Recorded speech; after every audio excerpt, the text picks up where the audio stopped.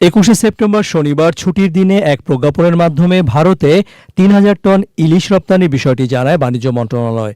গত ৯ সেপ্টেম্বর কলকাতার fish importers অ্যাসোসিয়েশনের চিঠির পরিপ্রেক্ষিতে এই সিদ্ধান্ত নেয় অন্তর্বর্তী সরকার। 5,30,000 মেট্রিক টন ইলিশ হয়। এটা একদিনেরও একটা চাঁদপুর ঘাটের একদিনেরও কম। একটা দেশ যাদের একটা ইমোশনাল ইনভলভমেন্ট, আমাদের ফ্রেন্ডলি কান্ট্রি আমরা বলি, আমরা প্রতিবেশী দেশ, এই 3,000 টন, তার মধ্যে 3,000 টনও যাবে না, কারণ যারা বাইরে বিক্রি করবে, রপ্তানি করবে, তারাও দেখবে এখানে যদি 1200 টাকার ইলিশ ওখানে যদি $5 দেবে না, এটা তো জানা কথাই।